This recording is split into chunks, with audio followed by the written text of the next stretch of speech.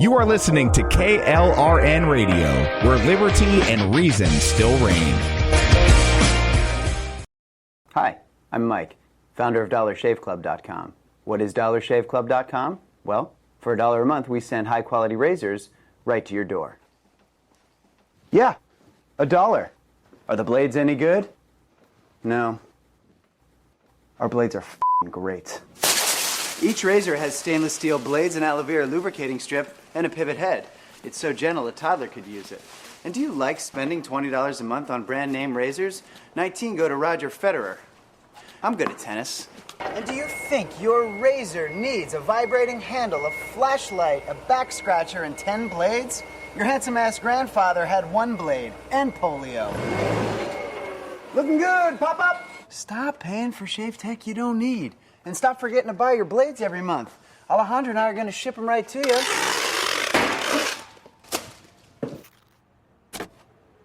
We're not just selling razors, we're also making new jobs. Alejandro, what were you doing last month? Not working. What are you doing now? Working. I'm no Vanderbilt, but this train makes hay. So stop forgetting to buy your blades every month and start deciding where you're going to stack all those dollar bills I'm saving you. We are DollarShaveClub.com, and the party is on.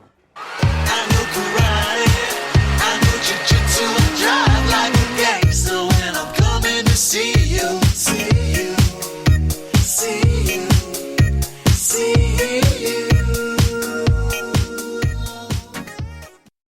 My son was in the Army back during Desert Storm, but even then he wanted an MBA. He looked at a dozen schools, but only one offered the online education and flexibility he needed while he was in a tent in Iraq. Grantham University. Turns out that Grantham's been delivering affordable, relevant college and advanced degrees for over 65 years. Heck, if they can deliver a quality education to a soldier in a tent overseas, think about the flexibility Grantham can offer you so you can earn your degree too. It doesn't matter how complicated or full your life is, if getting a degree is on your bucket list, you'll want to do what my son did. You'll want to call Grantham. Find out how easy it is to get started on your education so you can check that college degree off your bucket list. Call Grantham right now, 800-910-1370. That's 800-910-1370. Flexible, affordable, relevant. Call 800-910-1370.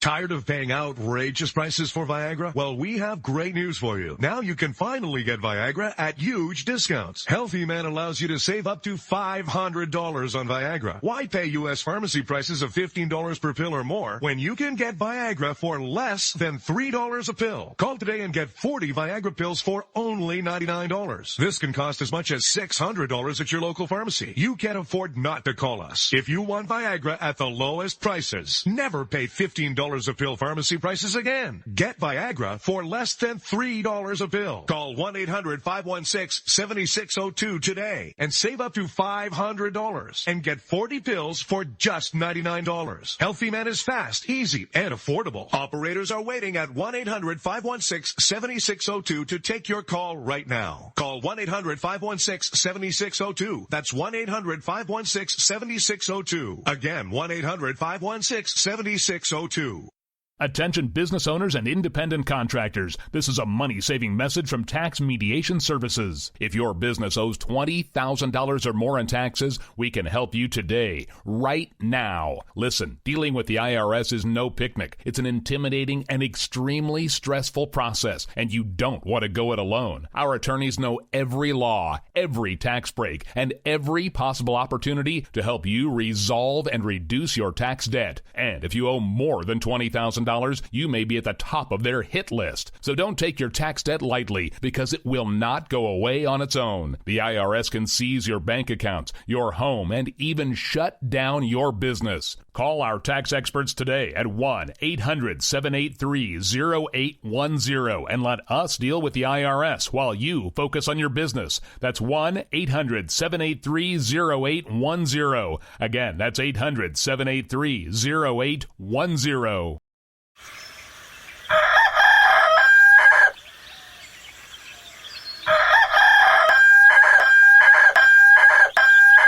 If you prefer real mornings, shouldn't you have a real breakfast? At McDonald's, we get real about breakfast. That's why you can have a savory sausage biscuit with delicious hash browns for only $1.50. It's time to wake up breakfast. Single item at regular price. Prices and participation may vary. Cannot be combined with any other offer or combo meal. KLRN Radio has advertising rates available. We have rates to fit almost any budget. Contact us at advertising@klrnradio.com.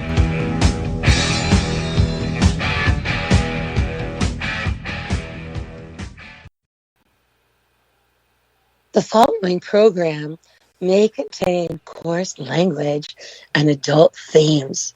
Listener discretion is advised.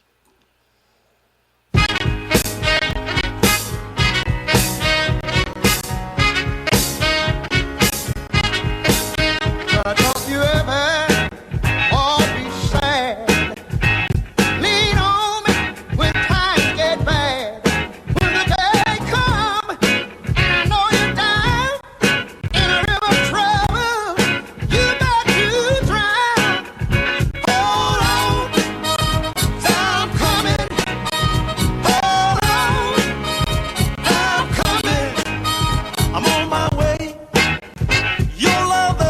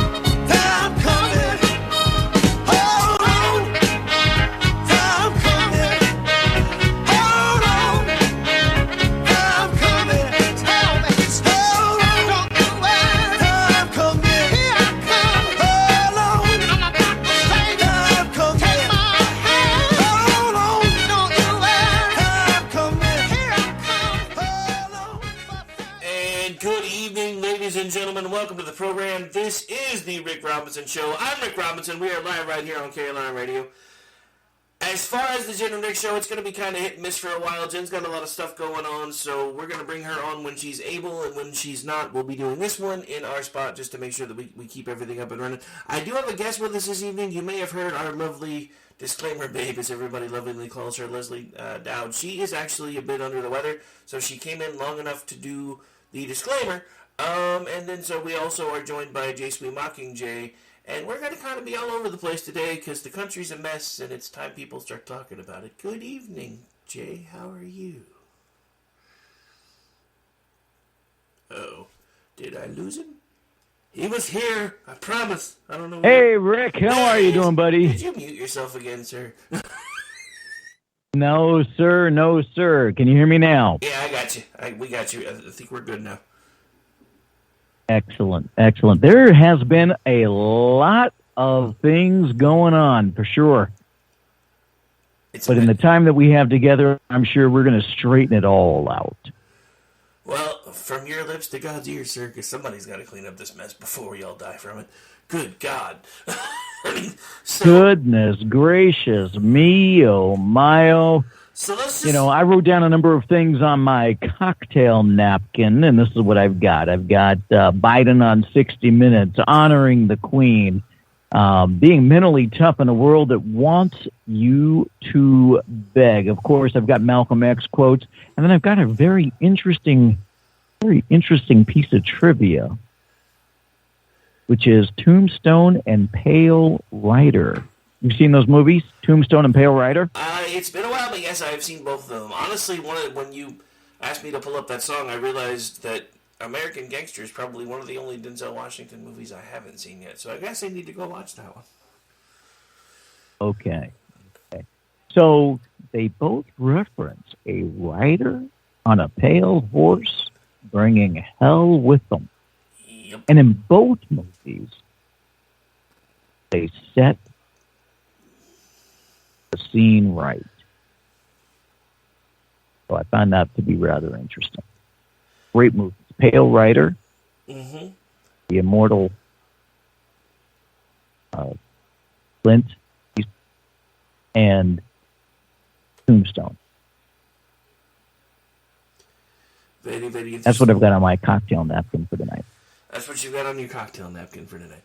All right. Yes, sir. So, well, actually, I kind of want to. I want to open with something else only because this is starting to disturb me more than a little bit because the Fed just raised interest rates again, which anybody who understands economics understands why the Fed is trying to do this, why they didn't start doing it months ago. I really don't understand.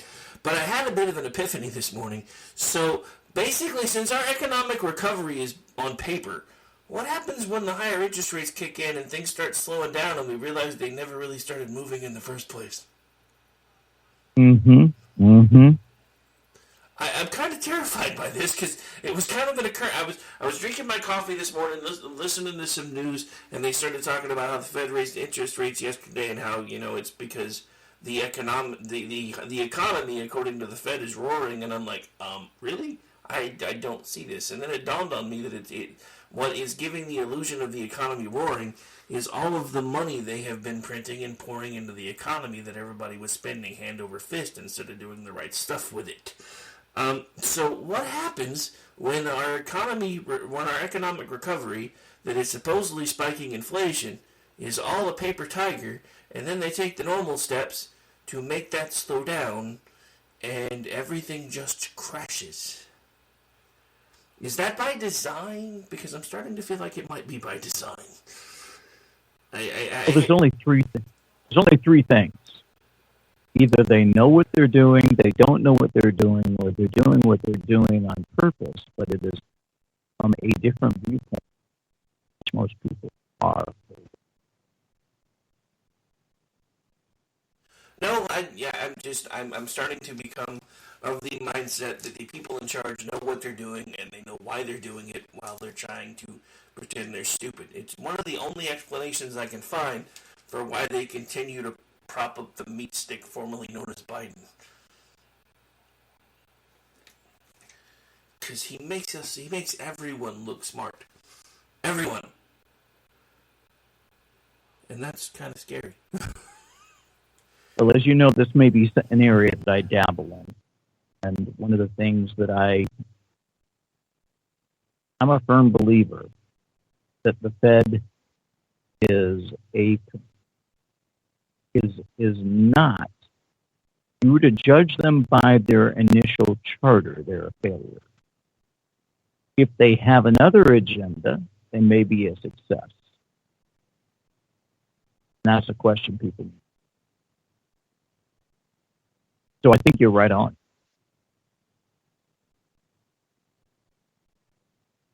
The other thing is this: what you find is that the narrative is that they want to follow Volcker, and that they, for those that don't know, that during the during the 80s when Ronald Reagan took presidency, the Fed chair Volcker raised rates to break the back of inflation. And by raising rates, they felt that they tamed inflation. Well, that's true and not true. Today's market is entirely different than the 1980s market.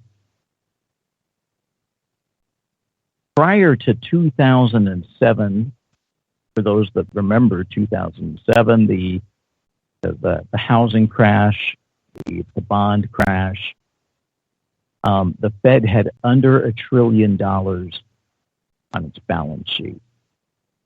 Today, it has over $9 trillion on its balance sheet. But the Fed is not the only one that has gone in like on a blank. The Fed isn't the only one who's given itself money to pour into the marketplace. Congress and the White House, through executive edicts, have also gone in and dumped a couple $1 trillion of spending into the marketplace.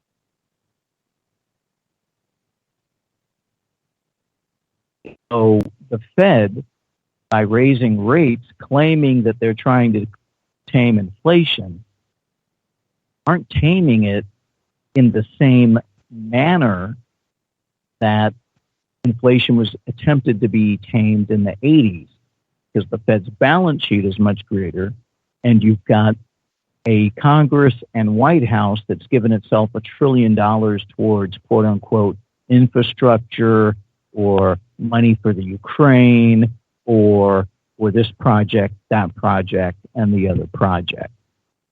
The people the areas that are being hurt are the middle class.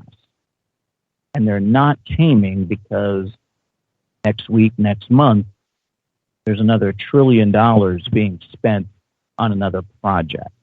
Does that make sense? No, it makes perfect sense, and it's interesting that you bring up the middle class, because one of the points that I've been trying to drive home, especially lately, is the haves are trying to widen the gap between the have-nots. They want the middle class destroyed. It's one of the only reasons that Biden hiring 87,000 new IRS agents would even make sense, because they're not going to be going after big businessmen with lawyers and everything else. They're going to be going after, as Orty Packard likes to say, grandma with an Etsy account who forgot to carry the one. And that's going to be basically what they're going to do. They're going to squeeze every penny they can out of the middle class until there's no middle class left, and then the drawbridge between the lower and the upper class will be gone, because that's what the middle class is. These people are trying to reinvent the caste system. It's why they've spent decades recategorizing us and putting us all into boxes every chance they get, because they want us separated from one another, mad at each other, and pissed off that Bob down the street has a better car than Joe up the street does. Instead of letting Joe realize that if he works hard and figures out his own way to get there, he can get the same car or even one better. But they don't want that, because they need us mad and focused on being pissed off at each other, because then we're not. It's important to I like to surround myself by really, really, really smart guys. Really, really smart. I'm sorry. And one of the people that I like to hang out with, he said, look, you might need to start thinking about the Fed as helping their friends and harming their enemies. And since Obama in 2008, 2004, 2008. 2008, yeah. 2008. One of the first things he did with Janet Napolitano was to redefine the terrorists were. And the terrorists were American citizens.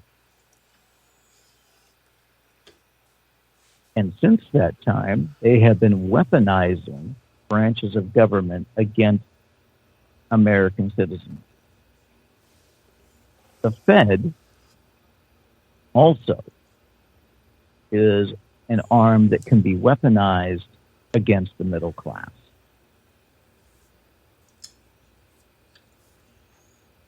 Wait, so that's interesting. Elaborate on that a little bit. How exactly can the Fed be weaponized against the middle class, if you don't mind? So, to your point, who pays the bulk of the taxes in the U.S.? Is it the top? The top 1% does pay taxes for sure, But if you're talking about a percentage of income, pays class. Yeah, if you're talking about based on And percentage, it would be the middle class for sure. right. And what we have found is that there's an oligarchy structure in the U.S. There's an oligarchy in the U.S., not unlike in Russia or other places as well. And so, by the Fed targeting the middle class with raising rates, it affects the middle class. And I don't want to go too deep because I think that can get a bit choppy. But look at the price of your homes. And the average person in the United States, middle class person owns a home. The rates as they go up tend to be more challenging.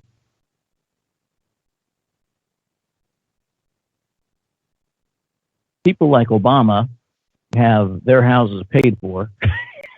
Don't care if the rates go up or go down. They really don't care. No, because it doesn't impact them. Doesn't impact them.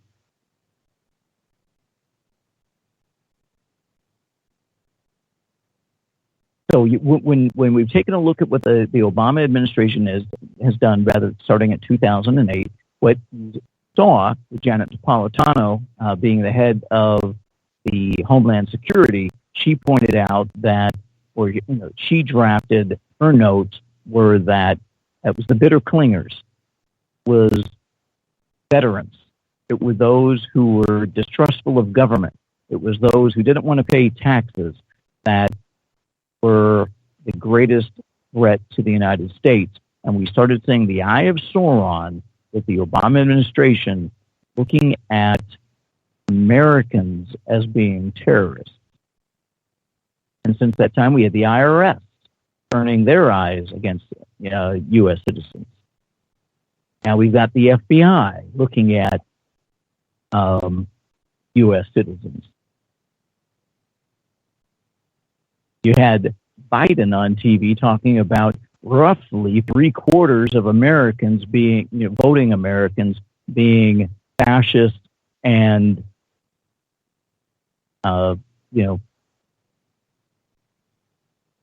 being fascist and ultra right wing. Don't forget, yes, thank you very much, Sunshine. Hillary said the basket, talked about the basket of deplorables. But it's not enough just a name call. You've got to cripple these people. You've got to take their money from them. You got to have their money being worth less. So are you harming you're helping your friends and you're harming your enemies? Does that make sense? That makes perfect sense. Okay. And we can go into it deeper on another level at another time, but I mean, I know it's East Coast time and getting late for some folks, but that's something to consider. And listen, why in the hell would you raise rates in a slowing economy? Well, that's just it. They're claiming the economy isn't slowing. That's the part that scares me. Right. Right. Right. I mean, you wouldn't raise rates in a slowing economy. You're killing yourselves. Unless, of course, that's a plan. Well, yeah, but that's exactly how they're pushing it. If you listen to the Biden administration, we have a roaring economy right now. And right. There is roaring economy. Look, it's a roaring economy if you've got family, friends, and businesses in the Ukraine because you keep getting money. No, I mean, yeah, you're absolutely right. But that's exactly what I'm saying, though. The Biden administration has been propping up this economy like a paper tiger. So now the Fed is acting accordingly and following the same principles that they always follow when they start to feel like inflation's getting out of control. But which economy? It's the economy of surveillance. It's the economy of the Ukraine. It's the economy of government. Right? It's certainly not like real economy. And that was the funny thing about him being on 60 Minutes. I don't know if they're ready to throw him overboard or not, but the guy's a complete asshat when he was sitting down being asked questions. Because the average American, when they go to the grocery store and they buy eggs, they're up 40%. Gas itself is up over 30 or 40%.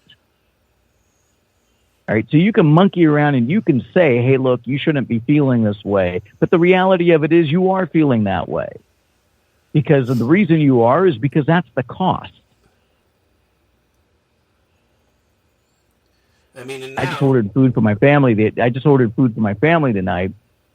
You know, just not a full family either, by the way. I mean, we got some people out of the house, and it was almost $70. Ouch. Now that didn't come with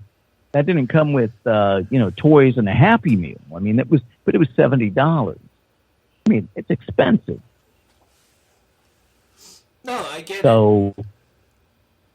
I mean, that's something else that I don't think anybody anybody that matters in the government is thinking about. With the Fed raising the interest rate another 3/4 of a point, what do you think just happened to everybody with a variable rate mortgage? Well, we know what happens with those that have variable rate mortgages. Their payment just went, oops. It's up. It's up. And the reason people have variable rate mortgages, it can be a very good thing to have. I mean, it can be a smart tool, but it also allows you to get into a house. Now, if the price of housing goes up, artificially or otherwise, you need to be able to find a house. And so you have to look for programs that are going to allow you to, or products that are going to allow you to get into a house. So, I'm not against people using these products in order to be able to get a roof over their head. So, but yes, it definitely has an effect. It definitely has an effect. And people need to ask the simple question. I mean, really push back and say something very similar to, hey, I don't care what the guy just said on TV. I mean, isn't your son like a crack addict or something? I mean, that's supposed to be the smartest guy you know. You're telling me now that it kept down. Malcolm X said, "Look, you put a knife in the back of my back 9 inches, and you pull it out 3. That's not progress." Well, I mean, he's not wrong. But there are other things that I found really, really interesting about the 60 Minutes interview. First of all, I wasn't aware that Biden could walk and talk at the same time anymore, so that was entertaining. He actually managed to do something I didn't think he could do anymore. But he also shot every round of the Democratic spending bills that have tried to come out lately squarely in the face when he said, "Hey, the pandemic's over." Well, no shit. Thanks for finally catching up with the rest of us here that have been living in the real world. But you just sent the White House into a tailspin trying to reorganize your thoughts yet again. And now the dwarf that should be punted across the Potomac is out saying, "No, the pandemic is not over. Translation, please don't kill my cash cow before I leave." Yeah, it was a nice way of saying don't listen to the old man. and that's the hokey doke that they're having to play mentally. Is that Biden was fairly elected, but somehow or other Biden, you can't really follow him because he doesn't know what he's talking about. Well, that's a Potomac two-step I'm not really, very adept at following. Well, that's the thing, though. The mental gymnastics they have had to go through over the last few years have just been astounding to me. Because, first he was going to be the president that brought us all back together, and the first thing he does out of the gate is basically say, "I hate half the country." So that fell on its face really, really fast. Then he did everything he could to kill the economy from day one, while blaming the guy that came before him about the economy. Hell, I just listened to the Borders, or otherwise known as the Commie Llama, earlier today, saying that the reason we've had 2.3 million migrants flood across the borders because the Trump administration decimated border programs while they were in office. Everything is the other guy's fault. Everything. It's been two? I don't know. It feels like 100, but we're, halfway through at this point? Because we're doing midterms? Yeah, but see, that's half of the hokey doke. They all do that. They all come in and say, "Hey, look, I inherited problems." No shit. You applied for the job. And you said there were problems when you applied for the job. Okay? But it's not that there wasn't problems when you took the job. It's how have you improved the situation since you've had the job? I can't think of a single thing he's made better. I wish that wasn't a true statement in my regard, but I can't think of a single thing he's made better. Well, except for my job on the radio, he's made that a lot easier. But that's another story. Yeah. So I mean, it's a bit much, really. I mean, in some respects, I've got more sympathy for the new King of England than I do for Biden supporters. And I'm not a big fan of Prince now King Charles. I think that the Queen was wonderful. I think she was fabulous, and I think she did a fabulous job trying to hold it off as much as she could. Here's a 75-year-old man who's been waiting around for a very long time in England, and I still have a little bit more sympathy for him than I do for Biden. Speaking of Biden, did you see the video footage of the British crowd chanting "fuck Joe Biden"? No, tell me some more. So apparently, during the time that the dude shows up half an hour late, this, that, and the other, and does all of the things that he does, apparently there was video caught of British subjects chanting the phrase "fuck Joe Biden." Now, of course, some of them were also chanting "Let's go Brandon," but just the fact that has become a thing from one of our closest allies. While he's been the one that's been touted as, bringing respect back to America from around the world, and they're chanting "fuck Joe Biden." I think they don't really know what's going on. I mean, you have presidents of other countries now that are trash talking the sitting president of the United States on camera. Well, yeah. And I'm just for sure. But I thought things were supposed to be so much better once Lord Cheesy Poof got out of the way.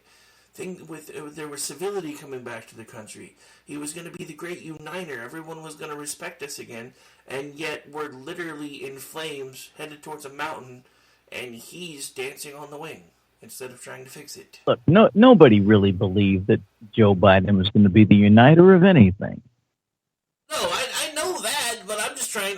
I'm trying to hold them accountable for the shit they say. Just like with this whole Martha. Oh, absolutely. Just like this whole Martha. Absolutely.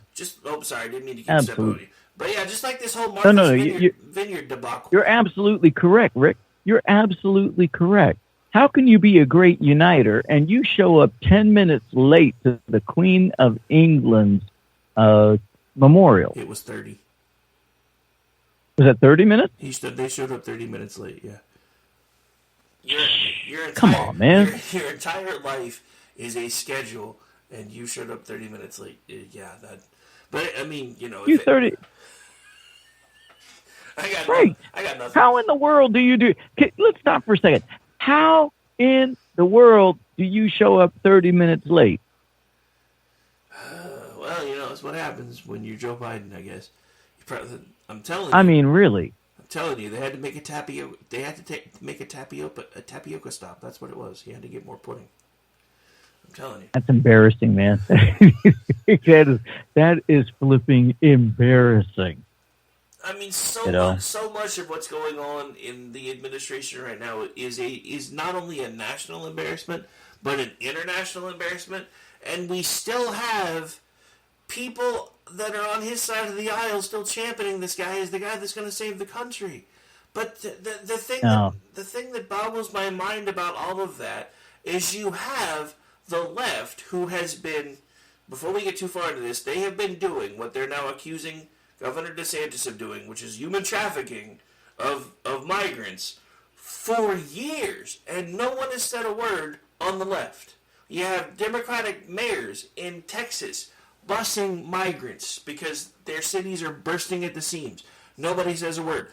Governor DeSantis puts 48 migrants on a plane and sends them to Martha's Vineyard, and you watch the whole left narrative blow up and slowly unravel, and everybody's like, what the hell's going on? Because at first it was like, oh my God, I can't believe Governor DeSantis is doing this. Oh, you're giving us a chance to show how compassionate we are. Oh, look, we got our camera moments. Y'all get the fuck out now. They literally called in the National Guard for 48 migrants. Oh, absolutely. Absolutely. But, I don't blame Democrats for being Democrats. Our biggest problem is we've slow walked ourselves to have a sit down philosophy with rhinos.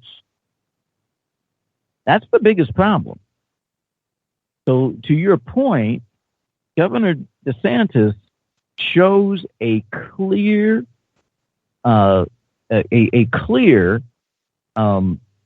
different viewpoint on how to get things done. But we've had a lot of people, a lot of Republicans who muddy the waters. We've got a lot of rhinos who have murkied the waters. A lot of bamboozlement, a lot of hoodwinking going on. I don't blame Democrats for being Democrats. I blame Republicans for being pussies. That's what I blame. Oh, damn, you went there. Like, for real. You're not wrong. Like, for real. I wish I could see. Like, for real. Okay? So, if you're going to draw a line in the sand and the person steps over, you better beat that gorilla, straight in the mouth. And we try and spend our time trying to hold up a hypocrisy sign. Hey, you're being hypocritical. Of course they're hypocritical. They're liars. And they're hypocritical. Okay? And we got a lot of people sitting around saying, oh, well, you wait, we're going to vote in 2024. Hey, they steal the vote. What are you going to do? What are you going to do? What are you willing to do?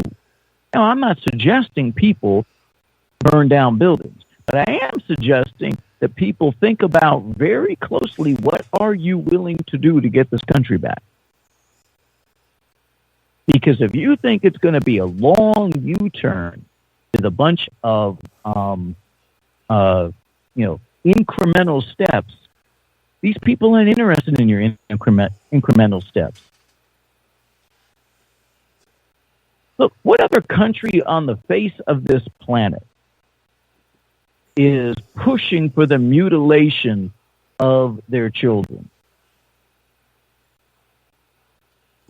Is China doing that? Is China looking to mutilate their children?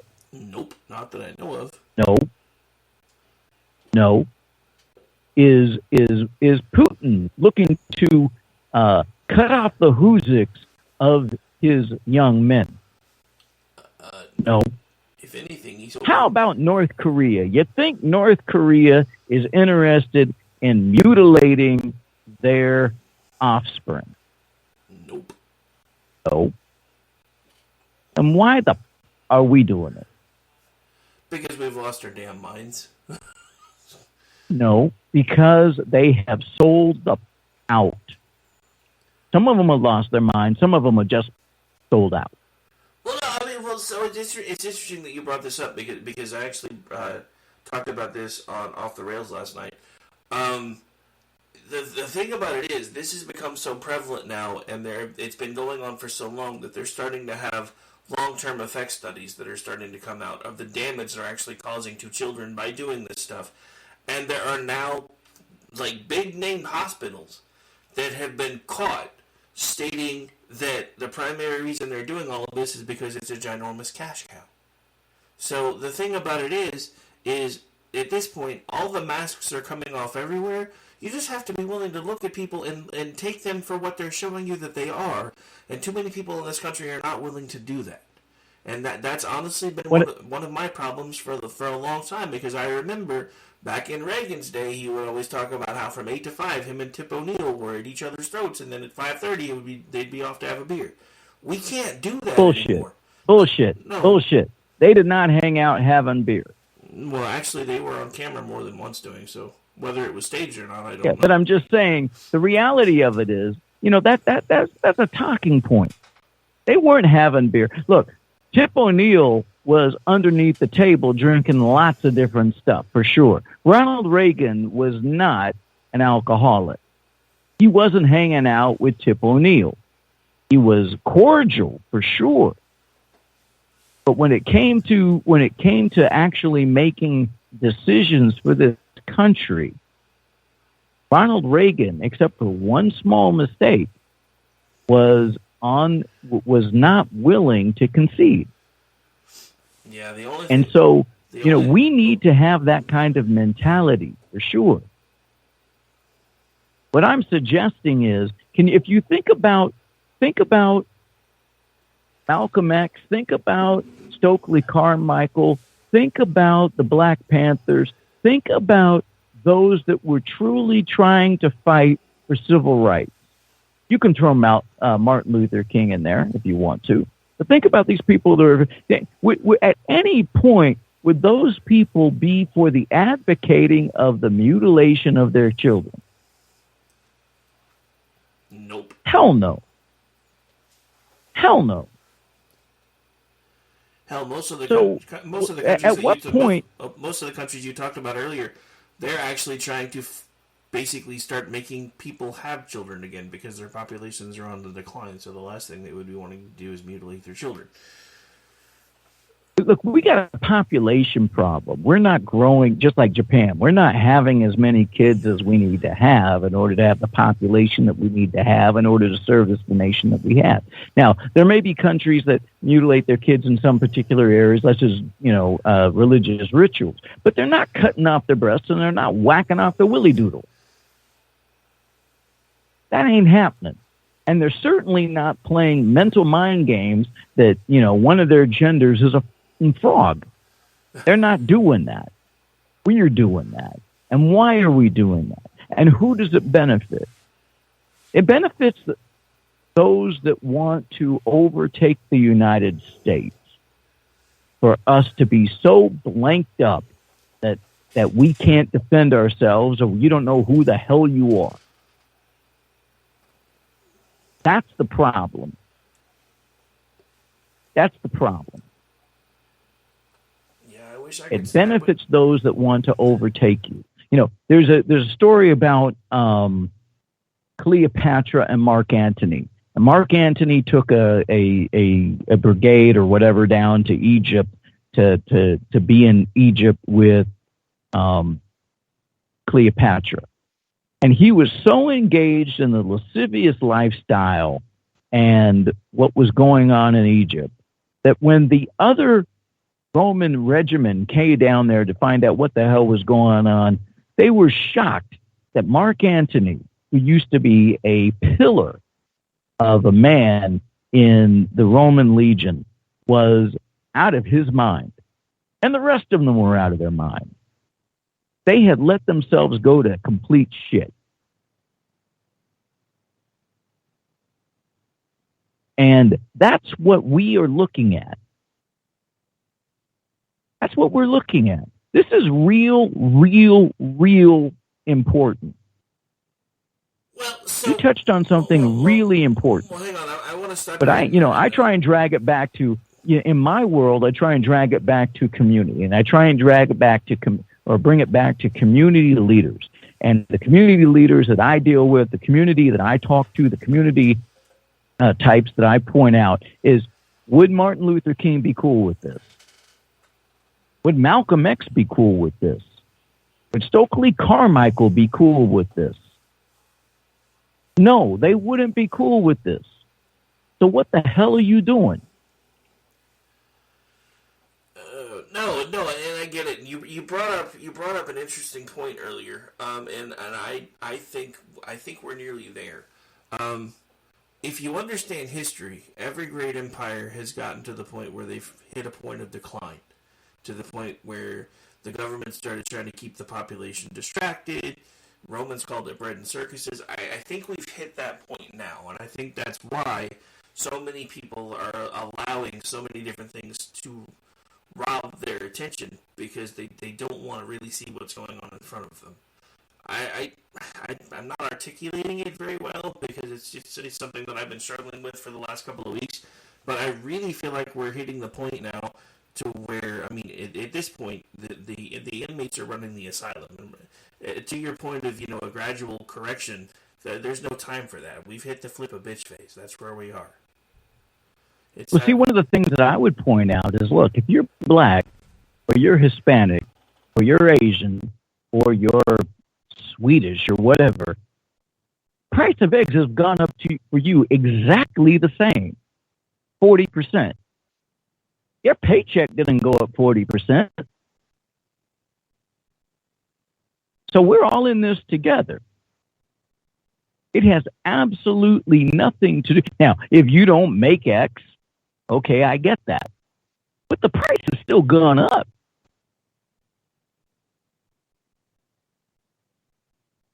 Okay? And already mentioned, Latinx. Hey, listen, dude, let me tell you flat out. I got Hispanic in my family. That's a bullshit statement, and we don't do Latinx. First of all, that's a flat out statement. Okay, that ain't happening. According to Aggie Rican, it would be Latin Ekis, but she says she doesn't do that either. So fuck all that. Those are her words. Yeah, I'm just telling you flat out, right? We don't do that. Okay, in the Latin community, we don't do that. That's somebody else trying to put us in a box, and we don't do that. Well, it's like it goes along with this whole trying to make everything gender neutral, which makes zero sense because the Hispanic language and all of the Latin-derived languages are gender-specific languages.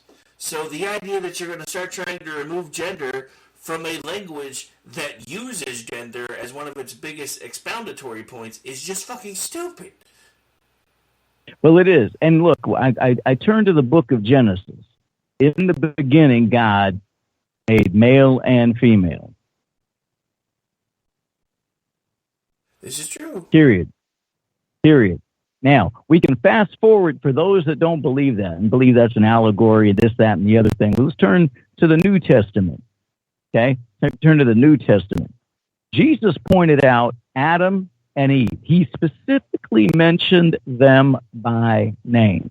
He also mentioned Noah by name. He also mentioned Jonah by name. He also mentioned Sodom and Gomorrah by name. They weren't allegories, they were real. And Jesus in the New Testament pulled out the rug from anybody who wanted to talk about it as an allegory and mentioned those people by name. So, the biggest thing that conservatives can do is defend the language. I don't need to find common ground. I need to find real ground. And once I have real ground, I defend real ground. And then from there, we can have a dialogue. We can go on. We can have conversation. Okay? But there's two genders. There's one God.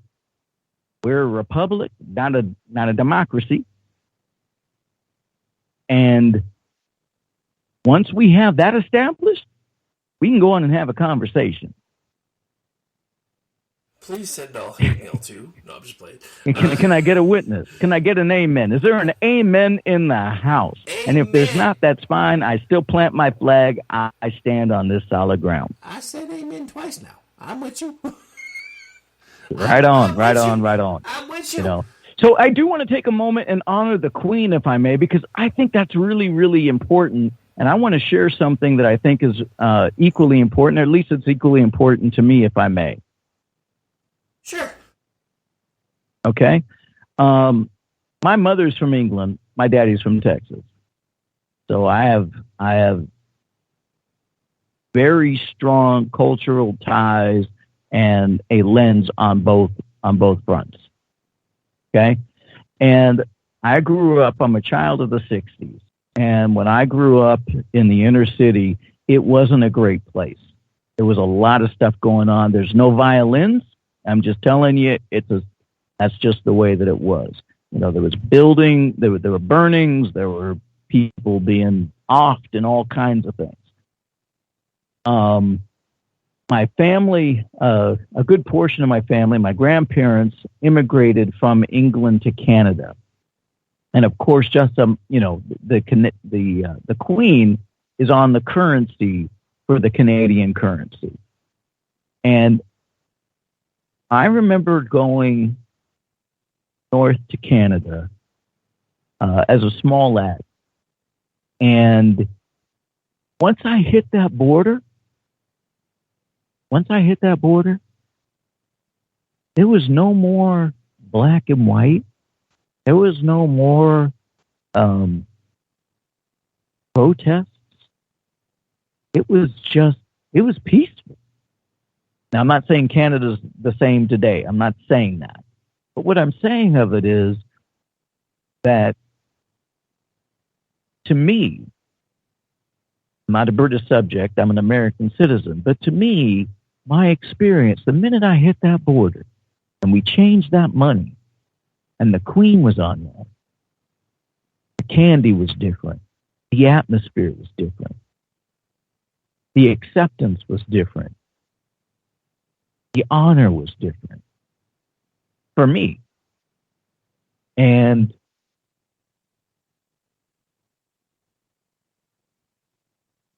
I'm not necessarily for monarchies. That's their thing. That's not our thing. Okay? But I got to tell you,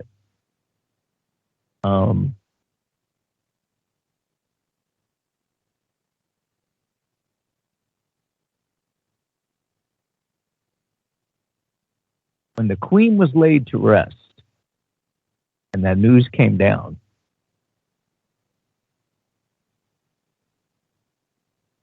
I felt sad.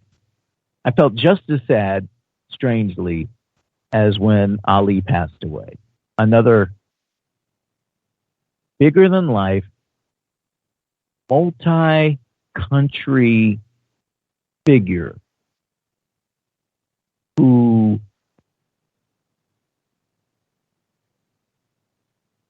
let you know that all these other things are going to get worked out, but it's going to be all right. She carried herself in that way. She made an oath as a young person, and she kept that oath for over 70 years.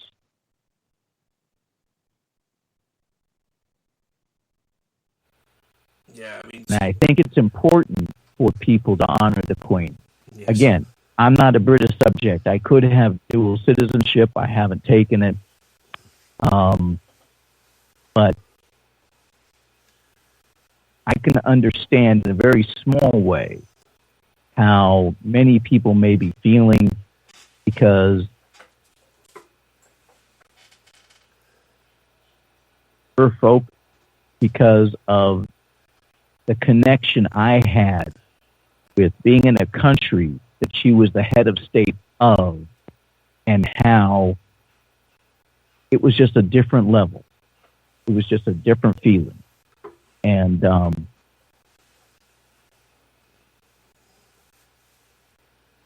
I think she's due the honor. I really do.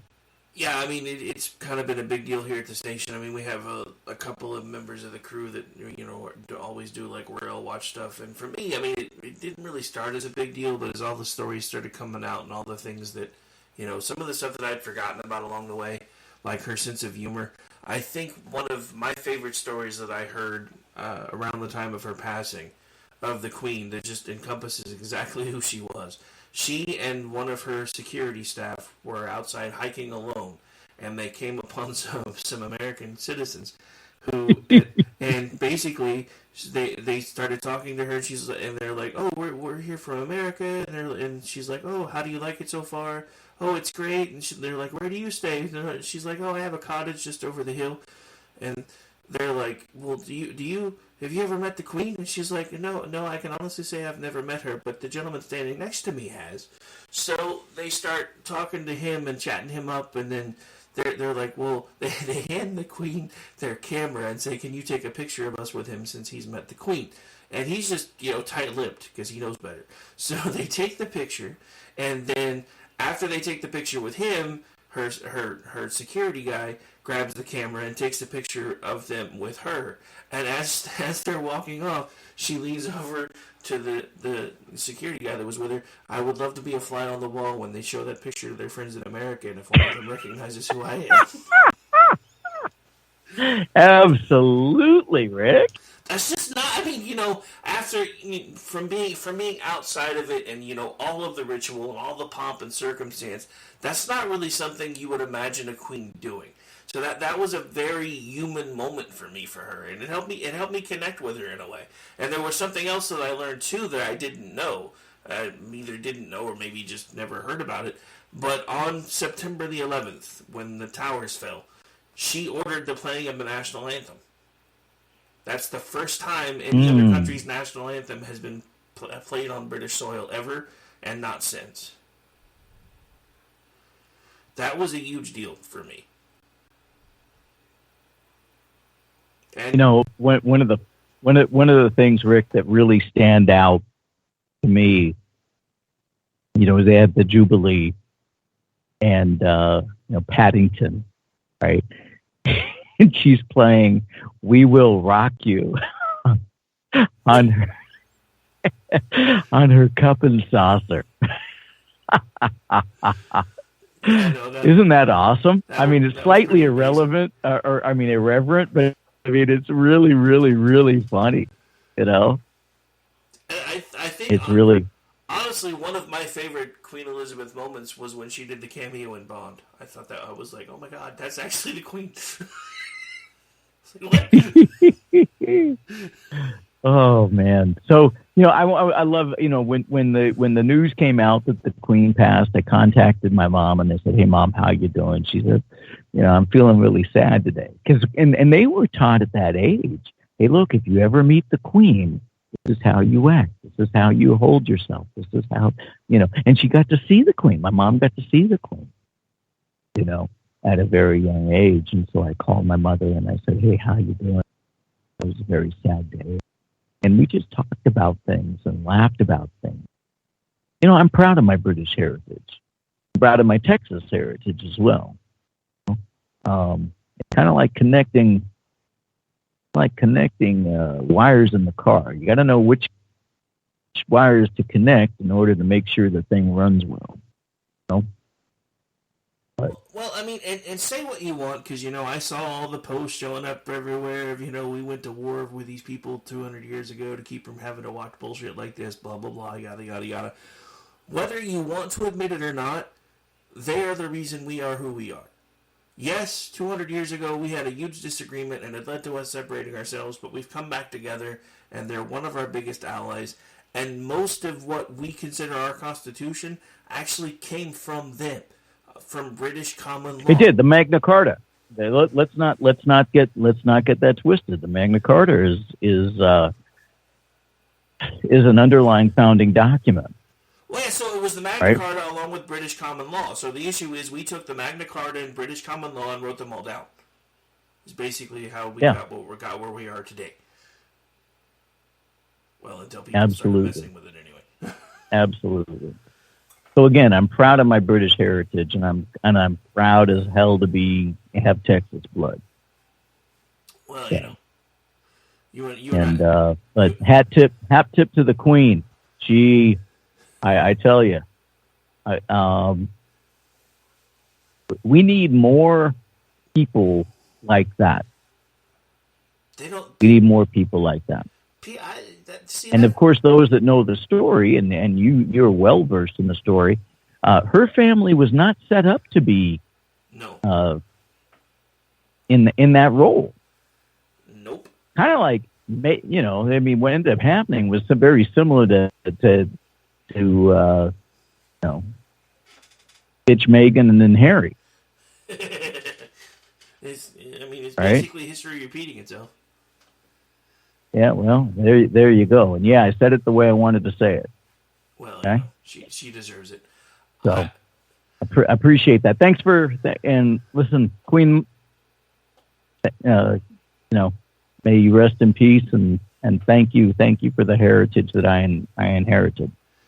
Sure. She was mentally tough. I will tell you that. Oh yeah. And I think that's important too. Being mentally tough in a world that wants you to beg.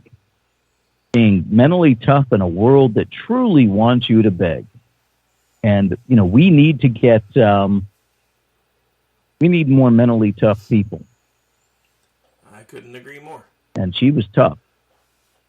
That's honestly why I'm kind of scared to see what's going to happen under King Charles, because he's not very mentally tough. But anyway, only time will tell. All right, so we've... So, one of the things that we can do is we can encourage people to be mentally tough. In our daily conversations, somebody's having a tough day, to be able to, tell that person, hey, look, I think you got the right stuff. I think you can handle this. Tell our kids, hey, I got it. And if you have the opportunity, throw in some Westerns. Throw in some old Western movies. All right, there's no the reason for Western movies is, there's a toughness in those movies. You have to make a decision. You have to live with that decision. That decision is not always forgiving, but you can work through it. And that's what we need to do, because we're going to need to be mentally tough. You're going to need to be mentally tough to go through it. You're going to have to be mentally tough to fix it. And see, the problem with our system currently is you've got Democrats that create a problem, then there's an outcry, and then the government rushes in and says, oh, we can fix the system. What we need to say is, no, ho, wait. We got this. We'll fix this. And if we do that, get mentally tough like that, come on, man. Well, I mean, that's just it, though. It's going to take an entire change in mindset, because there's an entire generation now that has been raised to think of the government as their parents. I mean, how many times... Well, Ronald Reagan said this thing, and it was a great speech. If you ever have the opportunity to read the speech or listen to the speech, A Time for Choosing, Ronald Reagan, it's timeless. It's excellent. Okay, there's a few speeches that I think are timeless and well worth studying, and that's one of them. And in that speech, he says, "Hey, shouldn't we read the score every now and again? Shouldn't you, if the government says it's going to be able to fix this for you, shouldn't we be able to read the score every now and again? How well have they done with what they've been given and the choices they've made?" These are dialogue questions. Look, if we're going to bring back and fight,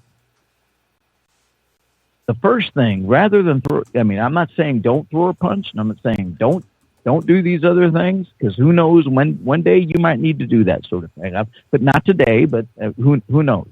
But the first thing you need to do, you need to be able to stand up for the English language. And the next thing you need to be able to do is to be able to be able to articulate in the arena of thought.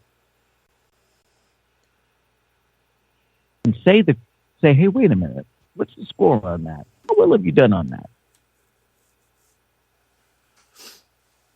And if we can do that, if we can get people to start questioning and pushing back on like that, then, brother, I think we've got a fighting chance. Yeah, and that's exactly what we're going to have to do. We're going to have to start reminding people that the government is not your savior, and that's a huge problem. And I started noticing it more and more under the Obama administration, when you started having prominent people from Hollywood come out and start calling Barack and Michelle the parents of the country. And I'm like, no, that is the exact opposite, the antithesis of everything that our founders wanted this to be, and we need to stop making people think that. But it goes back to the socialization of this country, because at the end of the day, whether we want to think about it or not, there are democratic socialists in this country that want to control everything. You can call it communism light, you can call it whatever you want to call it, but at the end of the day, these people want us to think of everything the way the communist Russians used to think of everything, and their kids used to say something very scary every day before school. That's why we started doing the Pledge of Allegiance. That's why God got added to the Pledge of Allegiance, because we found out that the communists had their own pledge that they made the children say every day. The state is mother, the state is father, the state knows no wrong, the state is always right. That's the only part of it that I can remember, because I heard Yakov Smirnoff say it not too long ago, and it brought it sent chills down my spine, because that's what our kids are being taught now. through our education system. And nobody's talking about it, except us. Well, by asking the very simple question, hey, look, do you know the Pledge of Allegiance? Yeah, sure, I know. You can just say it for me. I pledge allegiance to the flag. Which flag? Flag of the United States of America. Oh, that flag. That's the one you plant. Okay, all right. Go on. Give me some more. Okay. And to the republic. Whoa. To the republic. Do you know what a republic is? To which it stands. Huh. Okay. All right. Keep going. You got that, right? One nation. Got that. I like that. Okay. Under God. Whoa. That's a heavy. That's a heavy. Okay. Under God. What does God say about that? Let's put that off to the side. Okay. To which it stands. Indivisible. That's good. Right? And you by breaking that down, letting people know, hey, look, let's think about these things. That can be powerful. That can be really, really, really powerful. You know, in mathematics,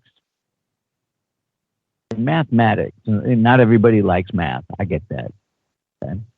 But the thing that's cool about math is that there's a real answer. You can't bullshit math, like for real. Right? Right. No, I mean math is the pure science. It's math is real. You either land on the moon or you keep going. Okay?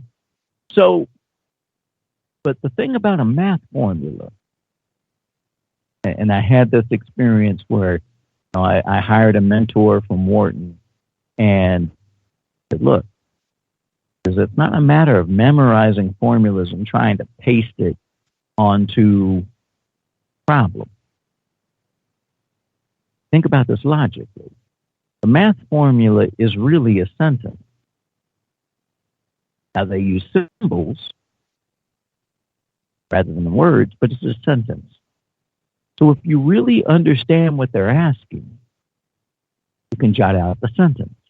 Very similar to the movie Hidden Figures. You ever see the movie Hidden Figures?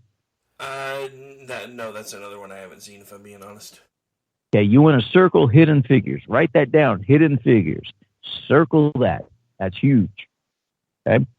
But when you're looking at, it's all about getting man to the moon and being able to get a man in orbit and how to get back and using math to do that. And they had to understand, they were in a race with the Russians and so on and so forth. And these women, these African American women actually were very instrumental in that process.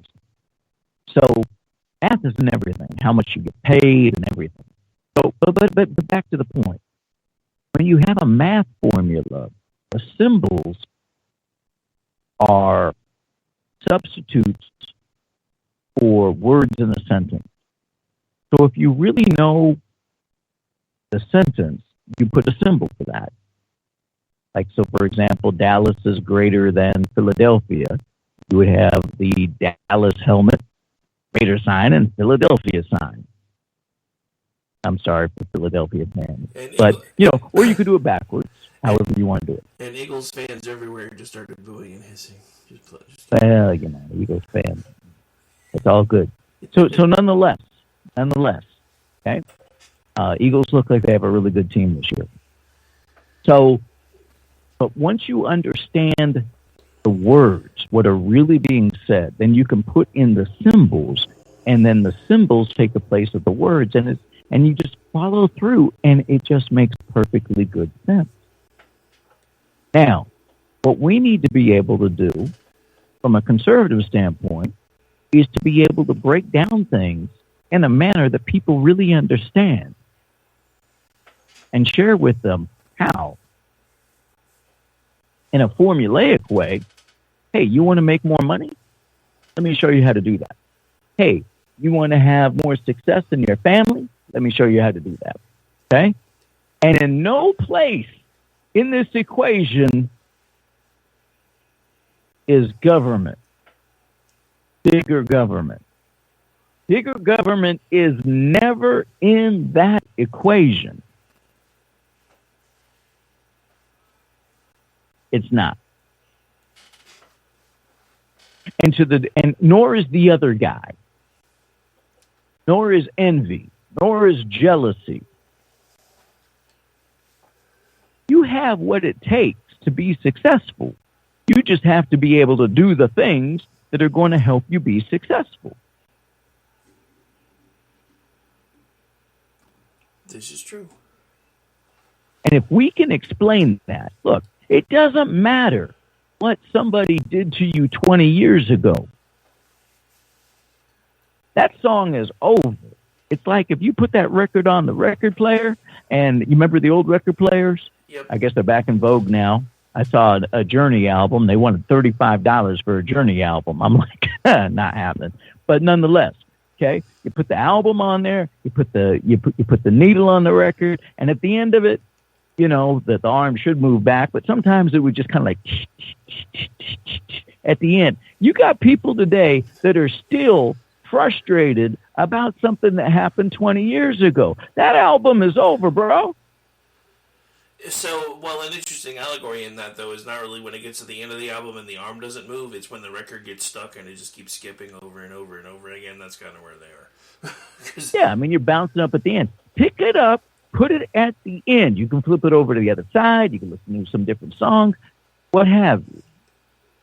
What I love is I love is hearing kids of today, though, talking about how much better vinyl sounds. I'm like, y'all are gone crack.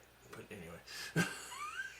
Run that by me again. No, I mean, like, with the whole record player thing coming back and everybody starting to be into vinyl again, hearing the 20-somethings talk about how great music sounds on vinyl, I'm just like, whatever. I guess if you like the snaps, crackles, and pops, whatever. Oh, I do like that, though. I do that. Listen, stuff. if you have the opportunity, to listen to Brooke Benton's greatest hits, okay? You know who Brooke Benton is? Tell me you know who Brooke Benton is. I refuse to answer that question on the grounds that you may hang up on me.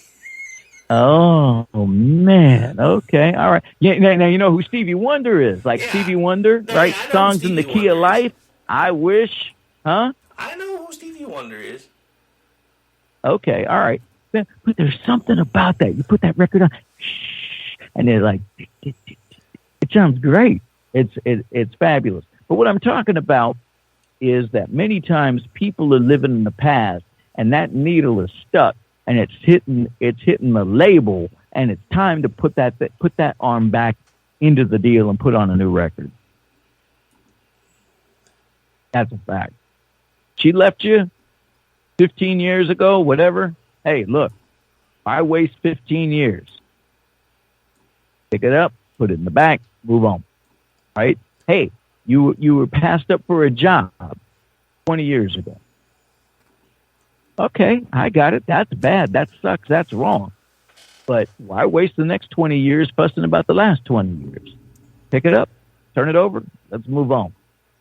Well, I mean, honestly, there are certain people that's how they thrive, though, is complaining about all the things that went wrong.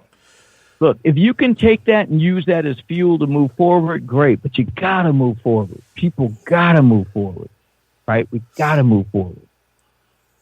You know? I mean, we really do. We really do. And we got a country to save. And look, if you don't, and if you can't think about saving a country, okay, that's fine. Can you save yourself? Amen. All right, brother. Well, I hate to cut you off, but at this point, we're over 60 minutes in, actually closer to 80 minutes now, and I have to go to work in the morning.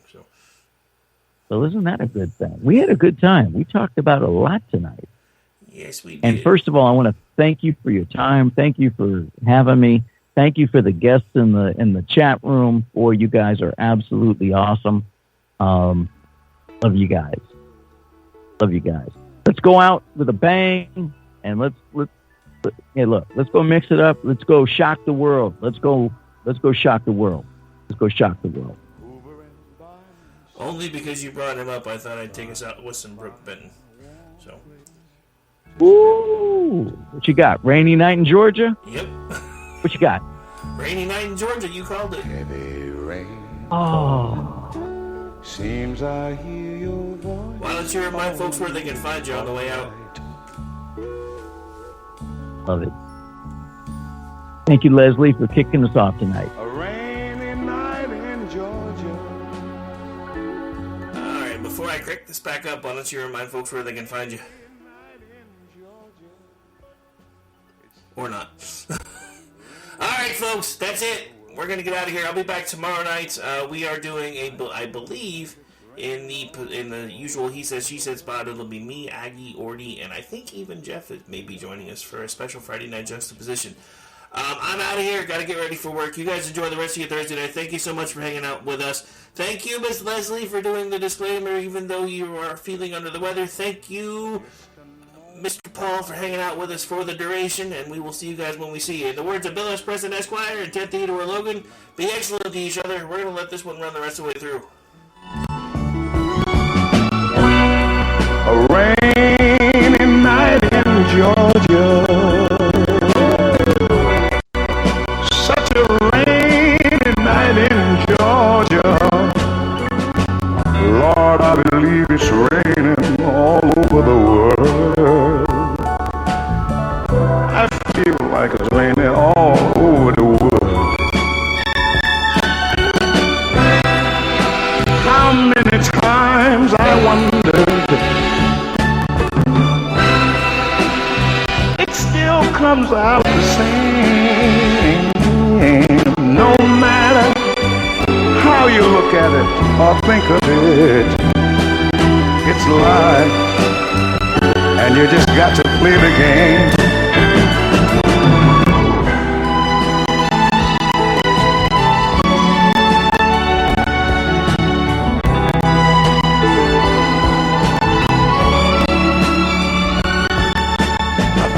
A place in a boxcar, so I take my guitar to pass some time.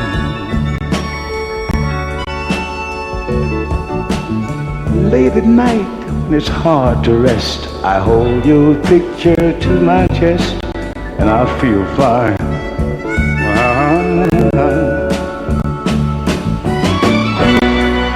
But it's a rainy night in Georgia.